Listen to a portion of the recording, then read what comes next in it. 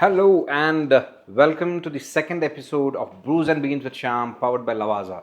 This episode, I got one of my leaders from DoubleTree by Hilton Whitefield joining me. She is the one who drives energy in the hotel, takes care of all the team members in the hotel, including me. It's none other than one of our award-winning HR leaders, Harsha. So let's go. All right. So, Harsha, how does it feel to be in the show? It's great. In fact, it's wonderful opportunity for me to interact with you and pass on my thoughts to the larger audience. So thank you for having me here. Great. While we enjoy our coffee from Lavazza. Well, so what inspired Harsha to get into HR world?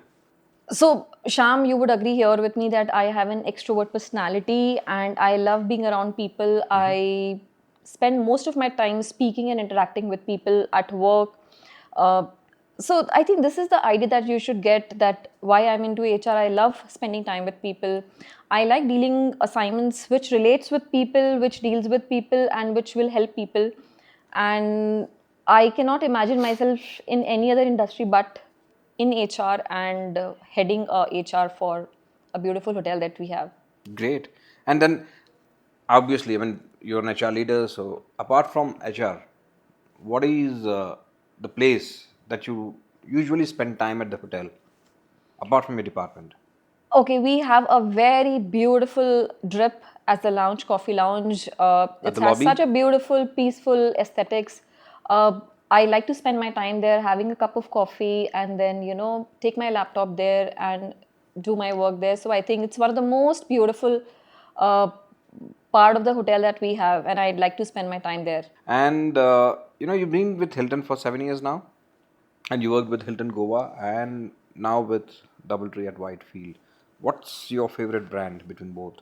I think it's very difficult to choose, which is great. But if you have to ask me which I feel more close to my personality, it would be DoubleTree for sure. It's very warm, caring brand of the Hilton. It's a very simple brand that carries a lot of Ethos. values and a lot of knowledge had gone to build this brand. So I think DoubleTree is something that I feel very close to my heart. So I agree. I mean, though I worked 7 years as well in the company with Conrad before, DoubleTree has been a brand which is very close, very warm and caring. I agree. Yes. Uh, so what brings smile on Harsha's face when she's leaving home at 6 p.m.? What's that satisfaction and kick? I think it's more about self discipline that I follow. I try to follow at least. I don't want to skip my gym. I don't want to skip my workout. So I know that I also have to cook my meals.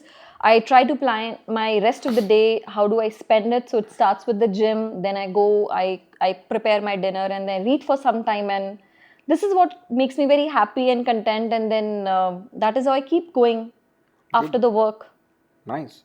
And then, you worked with Hilton for 7 years again, and I'll touch base on the brand. So, what do you like about Hilton? And knowing that now Hilton is a great place to work for third time in a row, and I mean I'm proud of being part of this company. What is that you really like about the brand that keeps you associated with the brand?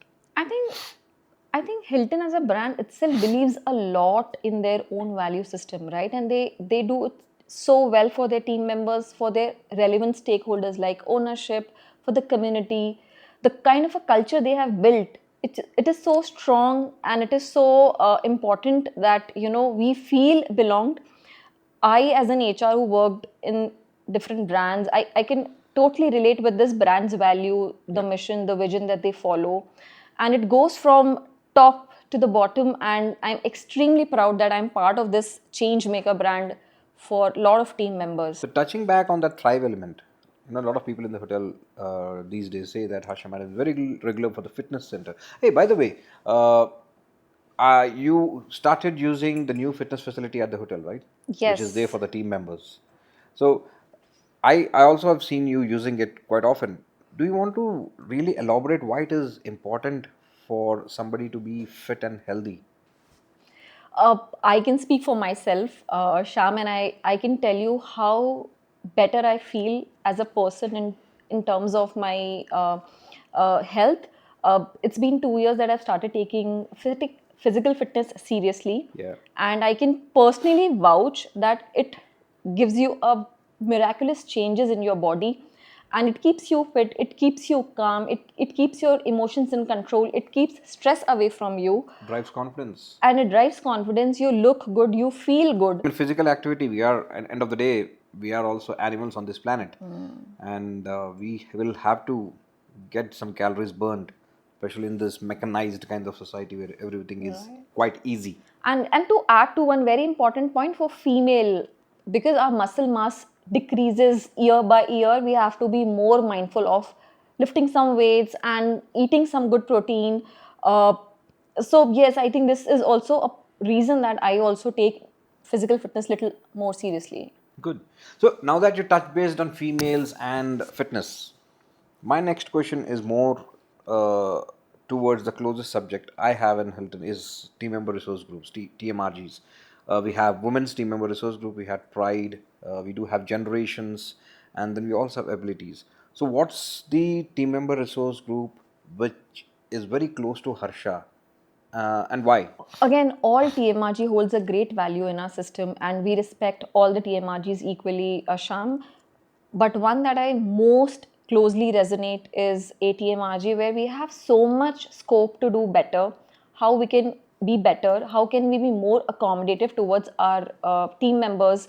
How we can ergonomically develop a structure which connects the one corner of the hotel to the last corner of the hotel for the team members who have physical disabilities.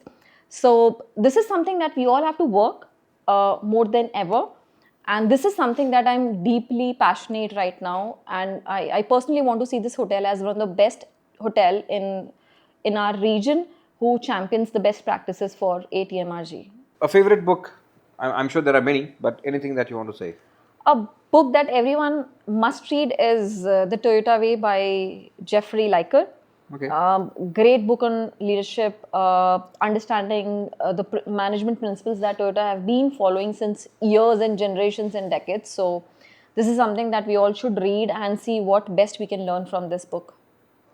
Most notorious department that you handle? Team F&B and Team Kitchen is something that gives us a lot of hard time in the hotel. Yeah.